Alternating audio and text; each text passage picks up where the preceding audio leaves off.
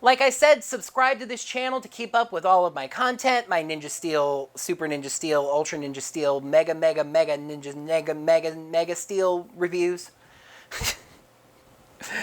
Whew!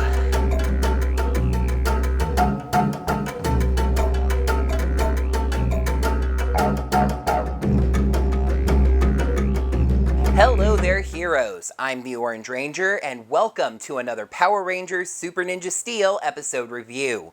How great does it feel hearing those words again? Probably about as good, I'd imagine, as it feels for me to say them. 22 weeks. 22 long weeks without a new episode of Power Rangers. But speaking of weeks, what a couple of weeks it's been for me personally. Just last Saturday, I was on the other side of the freaking country attending the Power Morphicon convention, something that I still don't quite believe 100% happened. My brain is having trouble putting that all together. It was an absolutely amazing experience, and I'm not just talking about meeting people that I admire and the whole convention experience itself, as amazing as that was, but also meeting a good number of you fine heroes who came up to me at the convention, told me about how much you love the channel and watch my videos, asked for pictures, etc. I am going to do a special video all about Power Morphicon, a reflections vlog for Unmorphed, kind of like I never actually got around to doing for MomoCon. But anyway, in short, the experience was mind-blowing, humbling, and incredibly motivating. How fitting then that just 1 week later, it is right back to the grind. And what a grind it's going to be, heroes, at least at the start.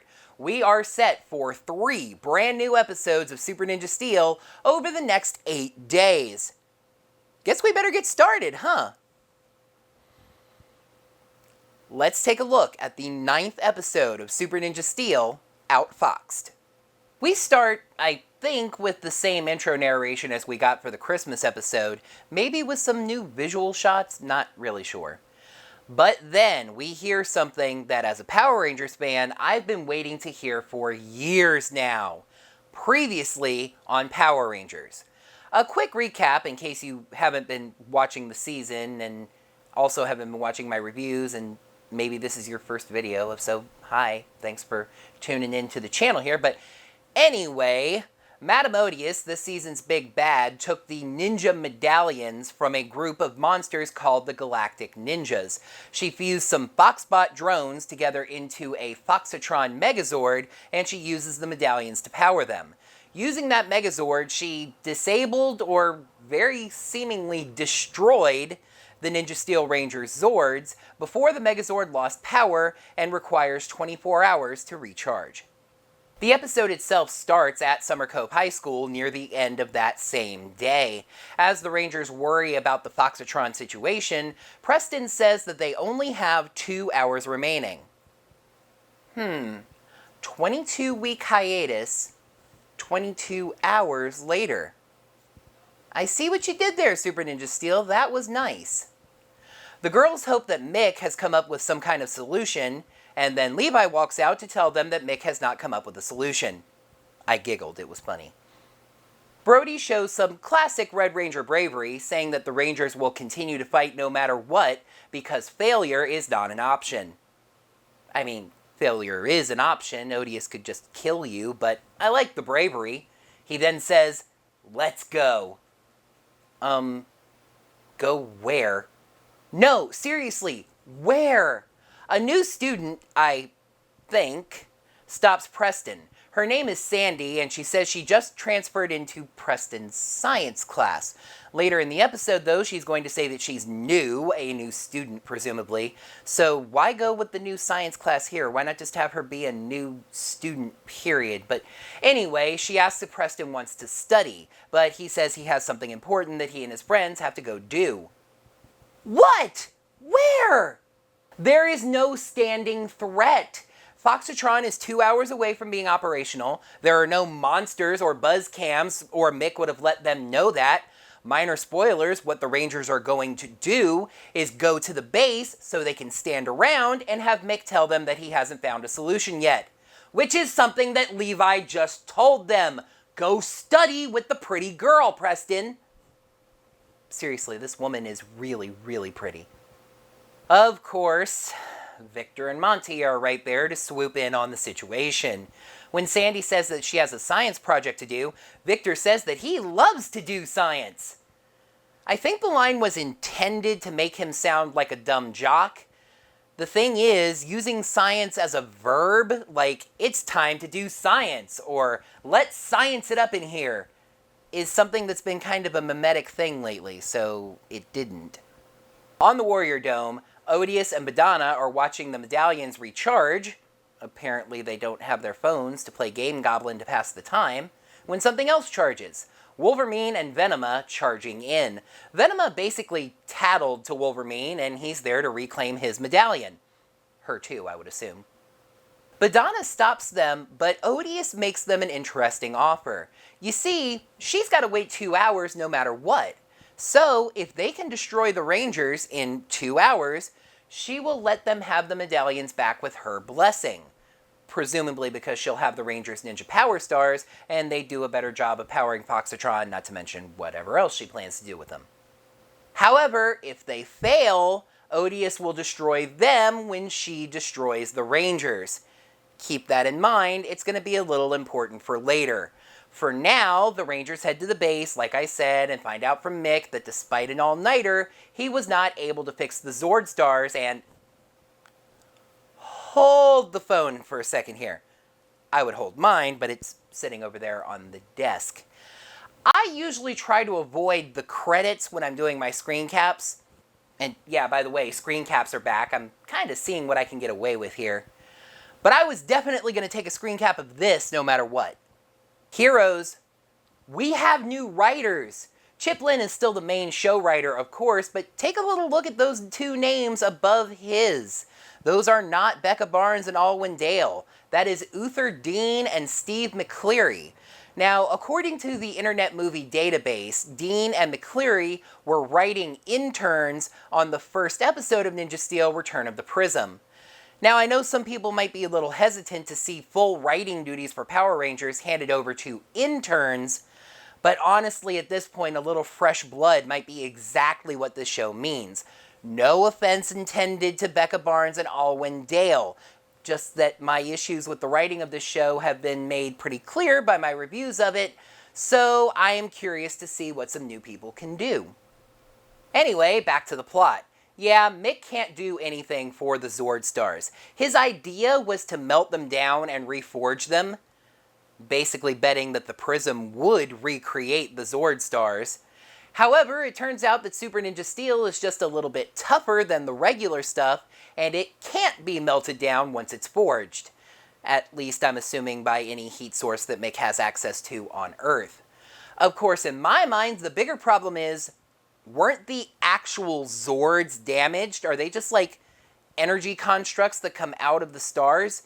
Don't you need to repair the actual Zords? The Lionfire Zord blew up. Kind of proving my point that it's really the Prism that's in charge around here, it decides to solve the problem for the Rangers and shows them an image of brand new Zords. Now, one of the very first things you might notice about these Zords is in the color scheme. The primary color is orange. So you know, I'm a fan. Mick knows that the Prism turning on its TV means that it wants Ninja Steel, and he did create 6 new Super Ninja Steel stars, for reasons that are entirely unclear. Seriously, the plan that he spent all night working on was to melt down the old Zord stars. Why did he make new ones? Mick throws the steel in, the Prism spins around, creates brand new Zord stars, and that's it. The stars stay inside the Prism this time, and no, Brody, you can't just stick your hand through and take them. I was digging this, actually, even when we got this as a preview scene for the episode. The entire thing isn't solved right away. There's actually a mystery that the Rangers are going to have to solve. Or we could cut the legs off of this mystery right off the bat, and we do so by the episode taking a gigantically strange left turn. All of a sudden, a portal opens up in the base, and out steps 3 members of Organization 13! Quick, somebody grab a Keyblade. All I've got is a Master Sword and a Dragon Dagger. I don't think that's going to help us very much. I was going to get a Keyblade at Power Morphicon, but when I went back to go get it, they didn't have the Kingdom Key, and that was the only one I wanted. And oh, alright, okay. Okay. They're not actually nobodies, not members of Organization 13. Who they are is, well, okay, we're not exactly sure who they are just yet.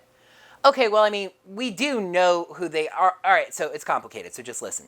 If you're just watching the show itself, you're not going to have any clue who these people are. If you're one of those people that follows the news of the show and you know what's coming up very, very soon, it's actually very clear who they are, especially when one of them starts talking. Someone who has obviously never in their lives been a Red Power Ranger tells the Ninja Steel Rangers that they must earn the power of these Zords, the Blaze Zords. Levi has kind of the obvious and expected response. Excuse me? Earned? I'm not sure if you've noticed this, but we're the freaking Power Rangers. However, the 3 of them are unswayed. Yes, they are the only ones that are going to be able to use this power, but it still does have to be earned. Then they leave. Okay, thanks. Calvin starts having a little bit of a hyperactive freakout that really made me laugh a little, to be honest. Who were they? What was that? What's going on? An alarm goes off. What was that? What's happening?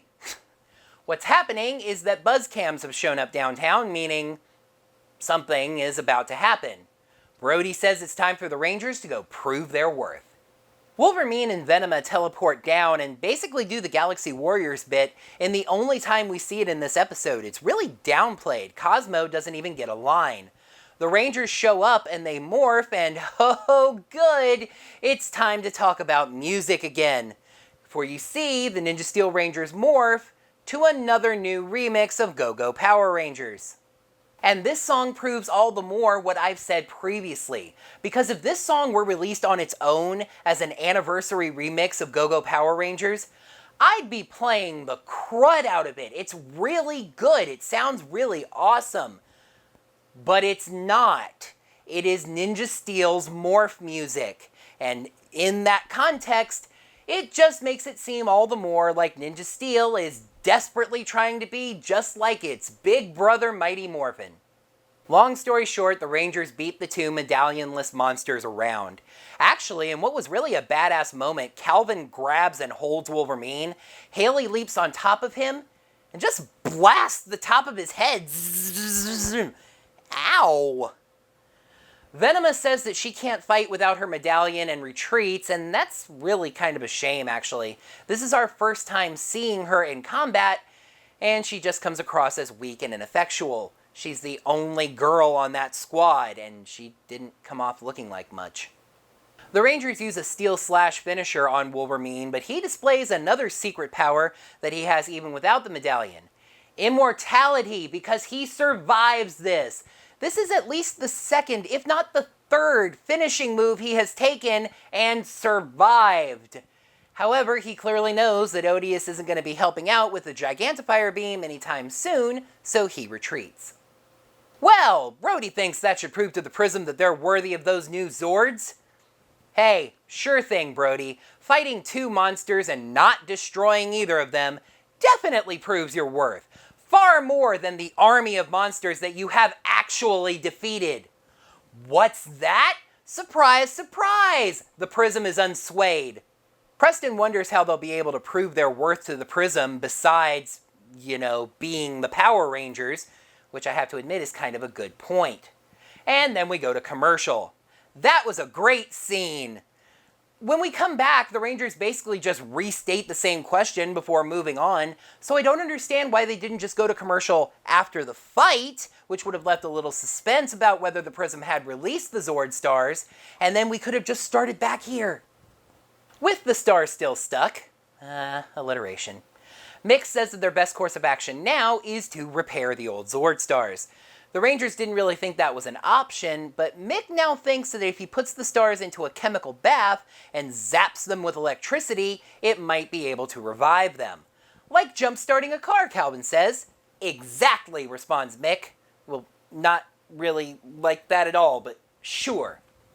And listen, this is a mystical, fictional metal that's imbued with the power of ninjas, so it's not like I can really fault the science there. I mean, besides, they tried zapping a star with electricity once before and it worked, so hey. Mick hands them a shopping list of things they're going to need to pull this off. Hey Mick, do you really need chocolate ice cream to make this work? Brody says that most of this stuff is in the school's science lab, because of course it is. You know, the Rangers having to go to like a professional chemical lab or some kind of store and having to explain why they needed all this stuff might have been a chance at some actual humor. To get to the science lab, the Rangers run outside. Summer Cove High School has kind of a weird layout. Anyway, they come across Mrs. Finch, and I remember her name now because this is a fantastic scene for her. It's dramatic and kind of sad, actually. You see, she's dropped her wedding ring down a storm drain. A wedding ring that her mother gave her, and she's really sad about it. She can't get to it, she can't lift the storm grate, apparently due to some sudden onset anemia. It doesn't seem like it's all that heavy. The Rangers are torn on what to do here. Well, I mean, Brody's basically like, screw this, we need to fix our Zord stars, but the other Rangers want to help. Calvin and Haley volunteer to stay and help get the wedding ring while the others go get the materials. They reach the lab and Victor loudly protests that they're doing science here, but Brody just brushes him off. As the Rangers gather the materials, Preston notices that Victor and Monty are about to combine two chemicals that they really shouldn't. He tries to warn them, but of course they brush him off, telling him to stick to magic while they handle the science. They combine the chemicals, trying to accomplish Sandy's assignment to turn the water blue, and I'm left wondering what kind of science project this is? You see, Sandy's not in science class right now, she's just in an empty lab. But this is a school day. This project is presented like homework, something that was due on a given day at a given time. But she does have other classes, right? This, again, seems like something that would have been homework or something she had to do in class at a particular time. For that matter, why aren't the Rangers in class? I mean, I get that they have to do things to save the world, but we could at least address the fact that they're skipping class. I mean, it's not even like they were in shop class and Mick excused them. The way my brain is starting to reconcile this into sort of a headcanon is that maybe at Summer Cove High, the students only have, like 2 or 3 classes a day, maybe just the one with the one teacher, that's like an hour or 2 long, and then the rest of their day is split up between lunch and various free study periods where they can just accomplish any kind of academia that they need to. I mean, it is California. Things are kind of different over there. I should know. I was just there. All in the name of narrative convenience. At least I make an effort to explain it. The water turns orange instead of blue. Hey guys, do you mind if I get that recipe? I could use it for a thing. Before turning into a green goo that explodes all over Victor and Monty's faces, who had leaned in close to take a look. Never mind guys, I'm good. Now, normally this would be the recipe for some terrible Two-Face-esque acid burns, and everyone in that classroom lab should have been racing to get them to the safety showers. But of course, this being a children's show, the only thing that happens is the goo somehow sticks their hair together and the two of them stagger out of the classroom comedically. Preston jokes with Sandy about the two, but she's not really in a joking mood. The project is due that day and she is no closer to solving it. Preston decides to stay with the pretty scientist, saying that his friends have the situation under control. We actually follow Victor and Monty. Yay. As they stagger around outside. Calvin and Haley meet up with the other Rangers, having recovered Mrs. Finch's ring. But they all see Victor and Monty fall down, and even Brody this time realizes that the two of them can't be left that way. So this time, #Haven will take the chemicals to Mick, while the others help out Victor and Monty. Sarah, though, grabs a bottle of solvent from the container, which is something I guess they didn't need for the chemical bath, to help them out. I say that they didn't need it because we then cut to the lab before they get back from helping Victor and Monty, and Mick already has one of the Zord stars in the chemical bath despite not having the solvent. I was joking about the ice cream thing. Why was it on the list if you didn't actually need it? Anyway, he zaps one of the Zord stars, pulls it out, and then Calvin grabs it. That's a great idea, Calvin. You just grab onto that piece of still sparking metal. Anyway, it works, and now the Rangers have access to the Nitro Zord. Excuse me? The dump truck? That's the first Zord that you thought to try this on? I can't understand an argument that they decided to start with a basic Zord in case this did more harm than good, but my point is then proven when Sarah announces that time is up and Foxatron can now show up at any time. Why didn't you start with the Lion Fire Zord star? Or at the very least, Levi's star to form the Bull Rider. But Orange Ranger, Brody wasn't in the room at the time. And why is Brody carrying around a Zord star that doesn't work? Leave it at the base and start this process on your most powerful weapon. Further frustrating me, after Sarah announces they're out of time, they all just stand around and stare at each other wondering what to do next. Keep working and step on it. If Foxatron attacks, at least you do have the Nitro Zord to buy you a little bit of time. We don't necessarily see how long it takes the stars to soak in this chemical bath before you zap them, but zapping them took all of like 5 seconds. Just crank the dang things out. So after the Rangers repeat 3 lines before and after a commercial, the Prism just gives up on the idea of them learning today's lesson and spits out the Zord stars. And they still don't know why. So the 3 members of Organization 13 come back to explain. You see, even in their darkest hour, the Rangers stop to help people. As regular individuals, they prove their character, their worth, not just as the Power Rangers, but as human beings. I like this moral. I hate this moral. I'll explain why later on. Well, the Rangers have their new Zords, now they need something giant to test them against. Foxatron? No, actually, Wolverine goes giant in the city, knowing that he's out of time and needing a quick win. The Rangers show up and summon their Zords, Brody's Falcon Zord, Preston's Serpent Zord, Sarah's Panda Zord, Calvin's Tortoise Zord, Levi's Piranha Zord, okay, that is badass, and Haley's Tiger Zord. The Rangers decide to test out the capabilities of their new individual Zords, and by that I mean they immediately form their brand new Ninja Blaze Megazord. Oh man, a new Megazord. Okay, wait for it. The Rangers teleport up to the cockpit. Okay, you know it's coming, you know it's coming. They look around. All right, come on Calvin, just say it, I know you want to. Yes, there it is. This Megazord feels like it's on a whole nother level. And there it is, the Ninja Steel Rangers once again telling us how powerful a new Megazord feels rather than letting us see that for ourselves. And as such, I have prepared my typical response, though this time I'm gonna let Captain Riker do it. Hey Calvin? Shut up! I do actually like the Ninja Blade Megazord, and not just the color scheme, yes that's cool obviously, but while it's bulky, it's still actually kind of agile and swift. It kind of moves around like a boxer actually. As we see Odius claim the now fully charged ninja medallions and board Foxatron, the Rangers just push Wolverine around with their new Megazord. However, before they can finish him off, Madame Odius takes care of that for them, stabbing him in the back with the Foxatron. He calls her a treacherous, wicked witch before he explodes. Here's the thing though, remember what I told you guys to remember that Odius said? She did exactly what she said she was going to do. She gave Wolverine and Venoma 2 hours to destroy the Rangers, or else she would destroy them. 2 hours passed and Wolverine had failed. He knew the rules of the game and he lost. Venoma's only alive because she didn't even bother to come down and try and help. The Rangers have their rematch with Foxatron, but really you can imagine how this goes. The Rangers push around the Foxatron with their new Megazord, while the 313 members watch. The other 2 comment on how they like these Rangers. They're capable and they have attitude. The main one says yes, and they may need the help of Rangers like these in the future. He crosses his arms, revealing a red-gloved arm that's wearing a chronomorpher.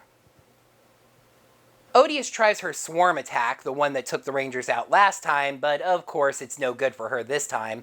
The Rangers activate a big fire attack that burns up all the drones, and then use a Star Blitz to knock her back and hold her down. Odius is not swayed though, and outright demands the Rangers to launch their strongest attack at her. I mean, she literally asked for it, so the Rangers activate their finishing move. Their suits start to glow. Oh man, that means they're radioactive now. That can't be good. They're sent down tunnels to the Megazord's chest and, ready for this? Fired out like giant colored missiles. It's actually a pretty awesome attack, and the Foxatron is destroyed. Odius survives this, of course, because Badana's not really main villain material, and swears that she'll get her revenge. Back at the school, the Rangers celebrate their victory, but then whatever good feelings I did have for the moral take a major hit as Calvin feels the need to restate it for the second time in the episode.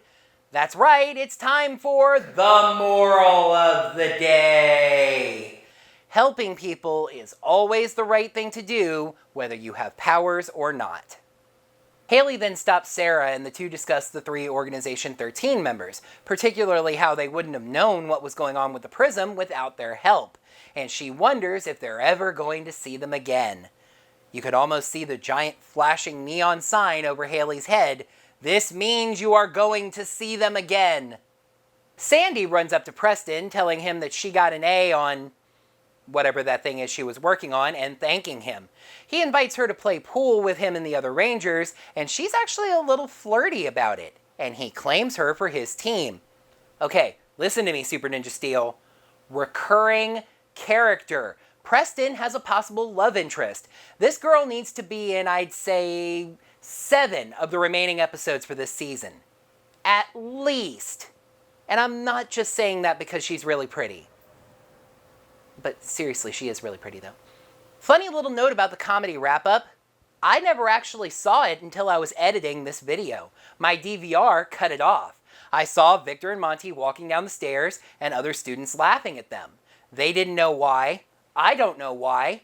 And I don't care. Let's throw stars. Episode 9, Outfoxed. Pros, a moral that actually applied to the Rangers, having to earn new power, and continued setup for future story. Cons, a moral that is detracting to the Rangers, anticlimax in every fight, and more of the confusing little nitpicks. Sadly, this seems like where Ninja Steel tops out. This might have been one of the best episodes of Ninja Steel, not the best, mind you. But Outfoxed only merits 3 stars out of 5. I didn't think that this was possible, or at the very least that it would actually happen, but Ninja Steel gave us a moral that I actually liked.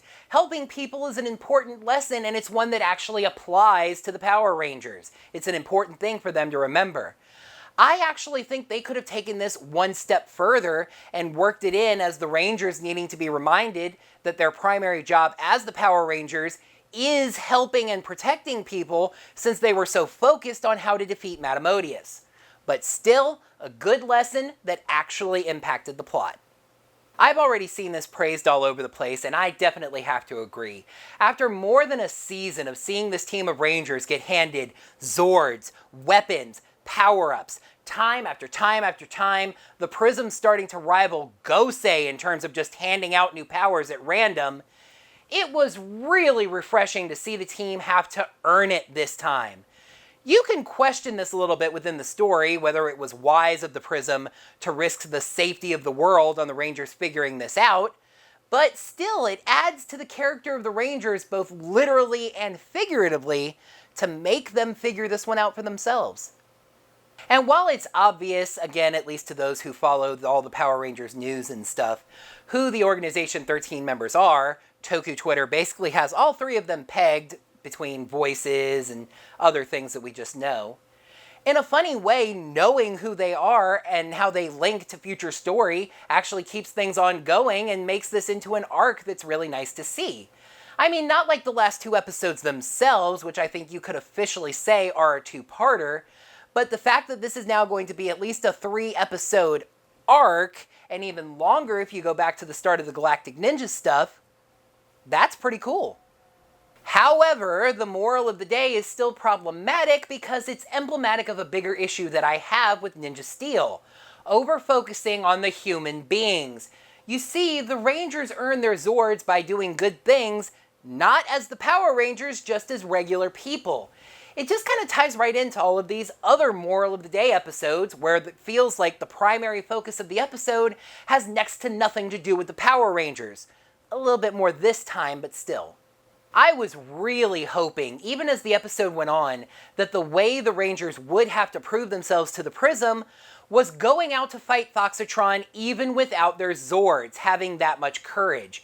You could have even tied that into the stuff that was happening in the episode anyway. Have the Rangers think back to Mrs. Finch, to Sandy, even to Victor and Monty, and realize that their city, their planet, needs defending at all costs.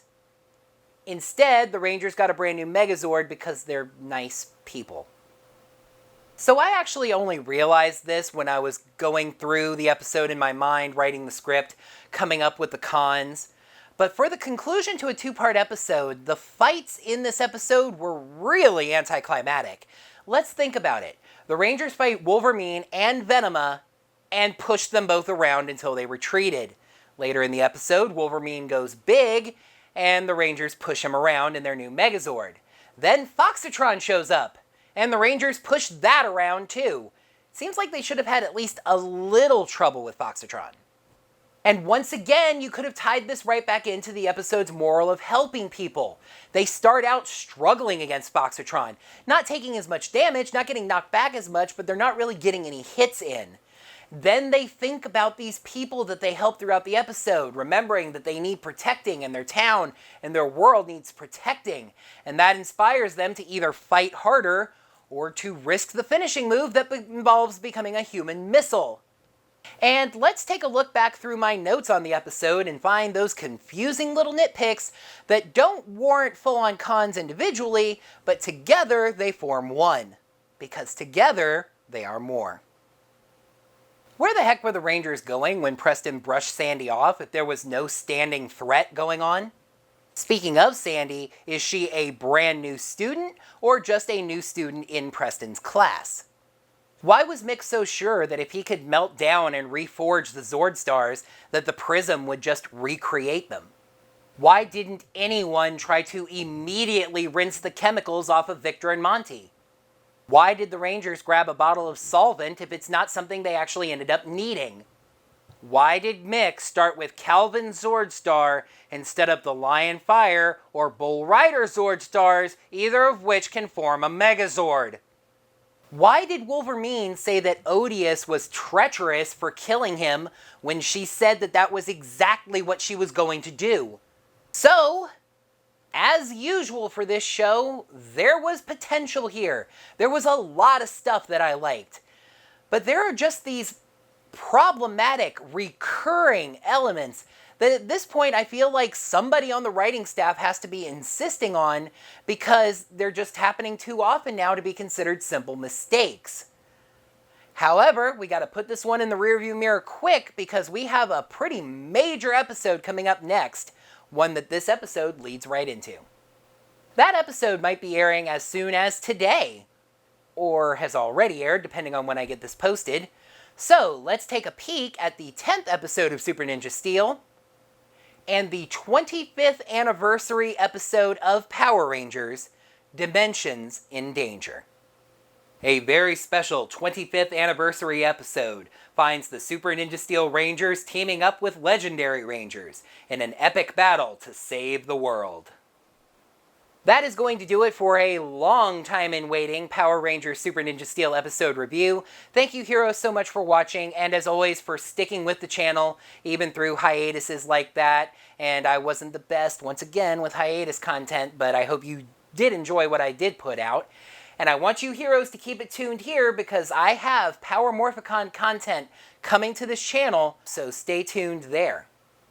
In the comments below, let me know what you thought of this episode as well as my review of it. Subscribe to the channel to see all of my videos. As I said, I have content coming out for Super Ninja Steel episode reviews. I have content coming out for Power Morphicon. Don't think that just because the hiatus is over, a comically long hiatus is going away. I'm still going to be posting comic reviews. I do need to figure out what I'm going to call that show, but I'm still reviewing the Boom Studios comics, so stay tuned on that. And I am going to be finishing my Power Rangers Hyperforce reviews and getting those videos out and done. So make sure you're subscribed so you see when all of that content comes out. Ring the bell, get your notifications set up. You'll get notified of whenever those videos go up and you will know right away. You can comment early on. You can say first, although don't do that because that's kind of not a cool thing to do, just saying that, but hey. And with all of that work in those videos coming, if you'd like to toss a little financial support to my channel, you can head over to digitaltipjar.com/orangerangervid, toss in your tip change, whatever. As I've said in multiple videos that I put out recently, I am thinking about the financial options for my channel, so stay tuned. But for the moment, digitaltipjar.com/orangerangervid, toss your chip change in, tip change. I do that a lot, tip change, but I can use it to eat chips, although I'm doing a low-carb keto diet now, so I'm not really going to be eating many more chips. Unless you know of any low-carb chips, you can let me know in the comments below. This outro is getting really rambly, so I will say, and make sure not to accidentally hit the screen caps here, until next time, heroes, may the power protect you. But speaking of weeks, what a couple of weeks it's been for me personally. And I'm not just talking about the convention and meeting people that I admire Let's take a look at the 9th episode of Super Ninja Steel. Farts! Farts. We are set to hear my phone go doo-doo-ding. Then we hear the words that, as a Power Rangers fan, I've been waiting to hear. God.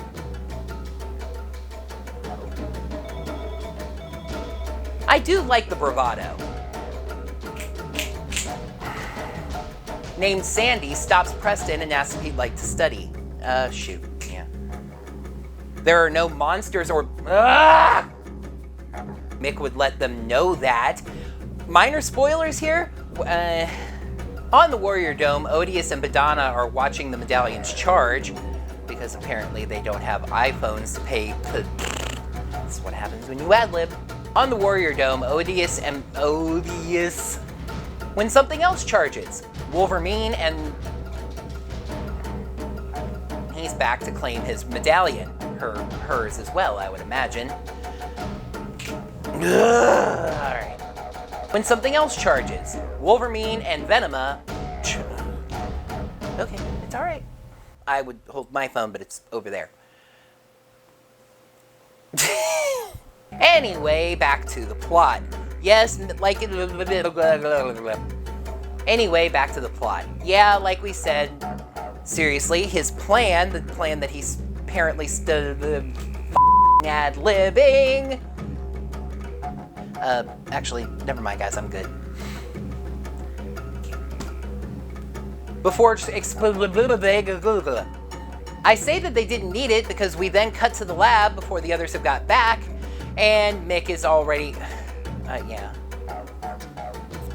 Anyway, he zaps one of the Zord stars, and then Calvin grabs it from the... I say that they proved their worth as individuals, their character, not just as the Power Rangers, but as human beings. I didn't say that right. The Rangers summon their Zords. Brody's Falcon Zord. I knew the list was going to be a problem. The Rangers have their Remax with... their Remax. Haley then stops Sarah, and the two of them discuss the 3 Organization 13 members. And to me, this girl needs to be in, like, at least 7 of the remaining episodes. At least. And not... farts! Why did Mick start with Calvin Zordstar instead of... So, let's take a look at the 10th episode of Super Ninja Steel. Not let's take a look, let's take a peek.